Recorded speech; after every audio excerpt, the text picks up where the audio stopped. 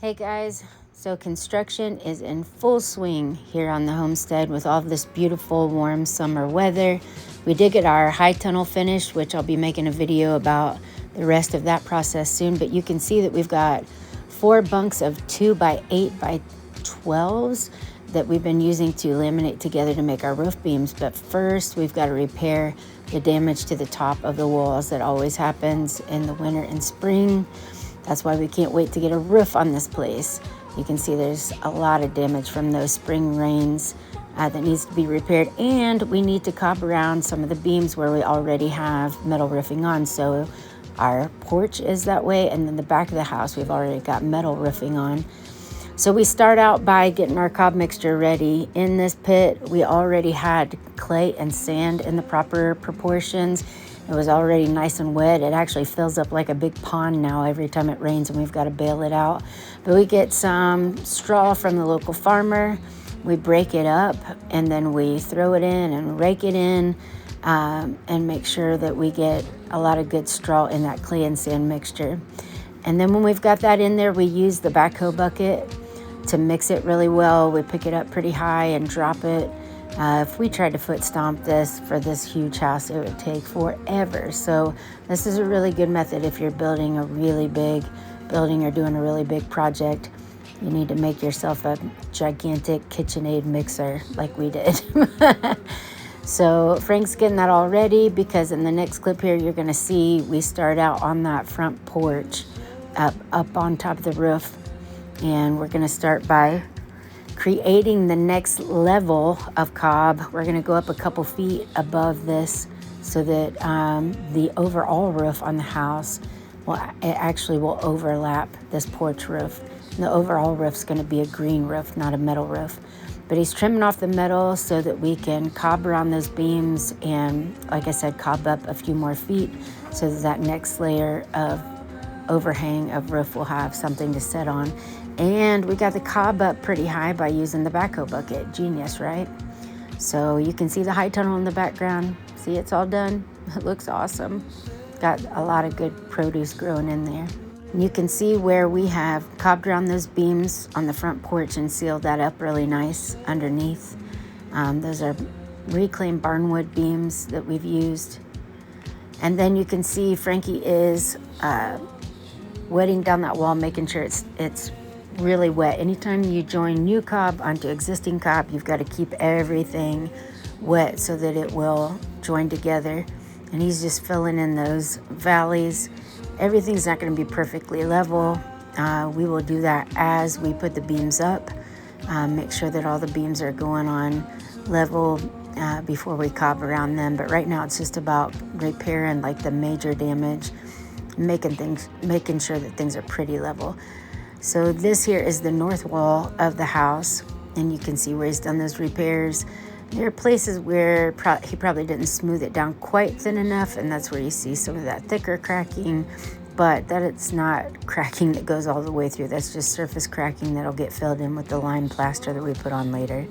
And then this is the front east wall of the house, and you can see it's not perfectly level, but the major damage that was there, the great big valleys, are filled in, and we're ready to start putting the beams up that we're going to level as we go. There's one beam right there already on the house that's been laminated. On the other side you can't see it, but there's another one. And then this is the main ridge pole that runs diagonal. And then here's our process for laminating those beams together to get the size of beams that we need.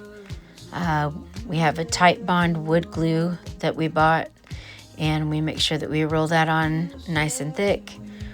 And if you have any knots or ridges, you want to really make sure you get the glue down in that. And this is the product that we got. Again, it's a tight bond wood glue. It's made for exterior projects like this to last through the weather. So I think it's going to be a really good product. We got a 5-gallon bucket, and I think it's going to last us through this project. We're not going to need to get any more of it. I think it's going to do just about what we need. And then you want to make sure that you line up the boards just right, make sure everything is flush, and then we put plenty of screws in it to make sure that everything is pulling together really nicely. You don't want to be able to see daylight through it. So we want it to be one big cohesive beam. Want to make sure that you put those screws in a way that's really pulling everything together. Boards are going to have a little bit of warp in them, and you're going to have to kind of move things around as you go and make sure that, again, everything's lining up just like it should be. Now, after this process, we'll record. We're going to make a big fire pit and put the beams on rollers and do that Japanese wood burning technique that we've been talking about to make sure that these beams last a long time and that they're pest resistant and things like that. So we'll show that process in another video coming up, but you can see how good of a job the guys have done at making sure that these boards are laminated together in a way that makes one big cohesive beam without a bunch of gaps in it. Everything's pulled together like it should. We actually used AI to figure out what lengths of beams that we would need. And we have most of the really long beams all done. So I think our longest length of beam was like something like 36 feet. And we've got all the big ones done. And then this is the way that I finished off the last part of the day. This is the back of the house where the mudroom and the bathroom is. That cob has been up the longest, but we had not cobbed in around the beams of the roof once we put that back metal roof on. So you can see the dark brown fresh cob. This is the north facing wall.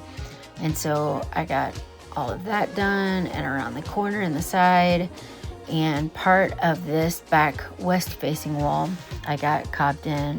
You can see those pretty barnwood beams. And then I had to stop because my grandbabies came to stay the night, and they needed my full attention because of course they're the most important. And there's the high tunnel. So awesome. It looks great. Frankie's done some really cool stuff inside of it. We just used some contractor's plastic and some old billboards that we bought.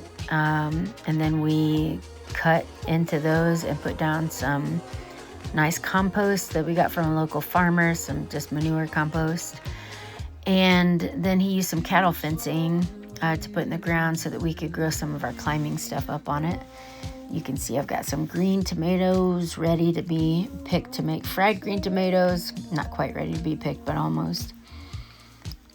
And we had a really great day. I felt like it was super productive. I had some friends out that helped as well. And of course, we always have to make sure Miss Lolo approves, and she seemed pretty happy about our work. Then she and I loaded up in the car and drove down the country roads listening to some 80s tunes, my favorite, on our way to get some fountain pops for everybody from the local gas station, because that's what you do in Indiana after a long, hard day. Roll down the windows, listen to some tunes, and go get a fountain pop. See you soon, guys.